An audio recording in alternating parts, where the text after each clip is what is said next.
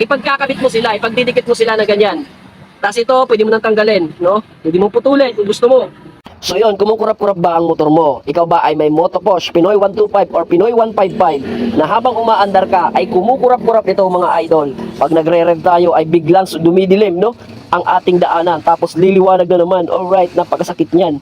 Okay, baka maging cause pa ng aksidente. Well, pag-uusapan natin yan sa video na ito at anong solusyon dito. Umpisan natin to. So, itong video na po ito ay para po sa may mga Motoposh dyan na nagkakaroon po ng problema yung kanilang headlight. Yung kumukurap-kurap po yung headlight habang umaandar, no? Normal lang po kung pagbibitaw mo ng throttle ay umihina. Tapos pag nagbabalik po tayo sa throttle ay bumabalik po yung kanyang kuryente, no? Lumalakas. Normal lang po 'yun.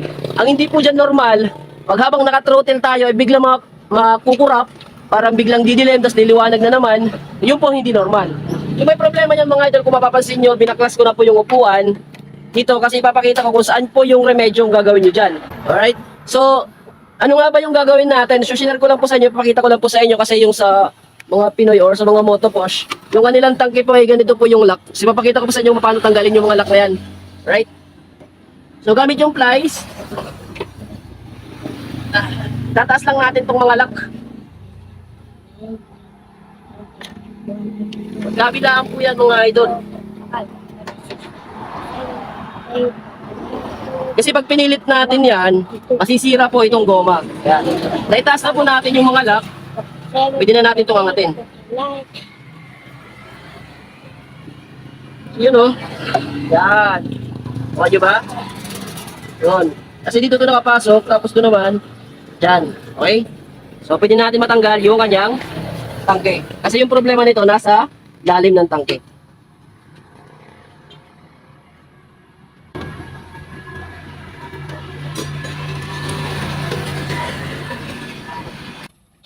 Tanggalin mo natin yung gas.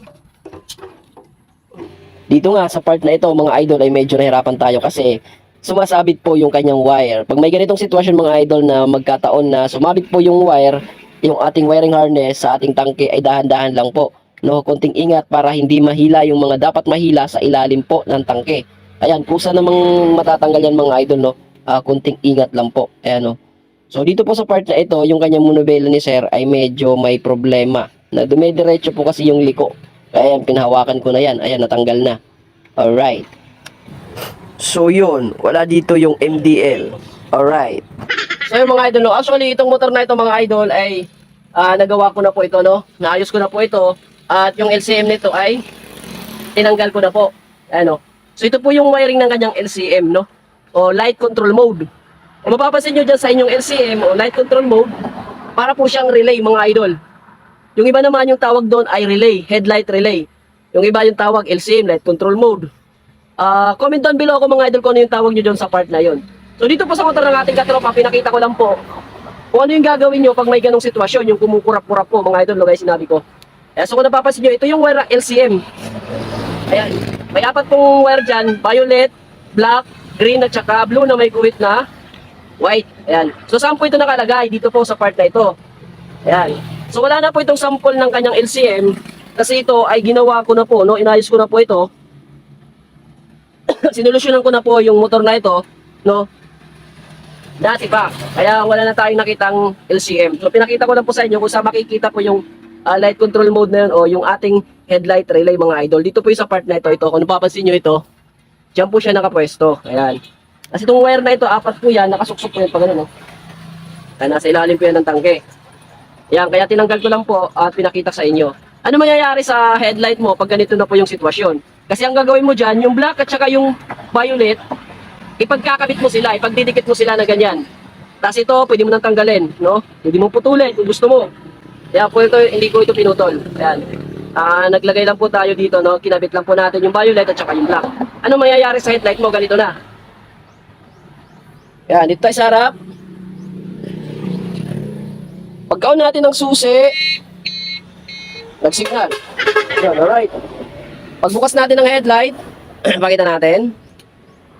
Yon, umilaw. No? Umilaw na po, naging battery operated na po siya. Ganun yung mangyayari, magiging battery operated ang iyong makina, yung headlight, pag pinagdugtong po natin yung violet at saka block ng ating LCM. Oh, ayan. So, inuulit ko, ano yung tawag nyo dyan? LCM ba o headlight relay? Kayo na pong bahala. Comment down below kung ano yung saktong tawag na doon. Dito sa amin, or nakasanayan kong tawagin, LCM o light control mode. Ayan. Comment down below ko na lang mga idol. So, yun po yung gagawin nyo pag kumukurap-kurap o namamatay-matay. Ganito lang po mga idol. Oh.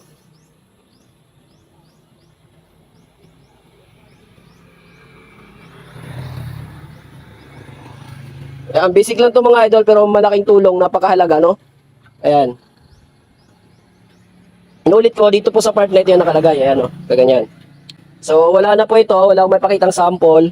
Sa lahat po ng may mga Pinoy dyan o motoposh, meron po silang ganong wiring connection ng kanilang headlight. Ayan, pagkabukas ng susi, pagbukas ng light, ilaw na kagad yan. So, ayan. Alright? So, ganito lang muna yung video natin mga katropa. Sana may nakuha kayong tips at kalaman sa ginawa nating video ito. No? Pinakita ko lang po yun sa inyo para mas malinaw. Kasi may ginawa na akong video nito. Nag-upload na ako ng video nito. Dito lang po sa part na ito. No? Pinakita ko lang po kung paano gawin dito. At hindi ko nakita kung anong epekto sa motor. No? Kaya ginawa natin ulit ng video. Alright?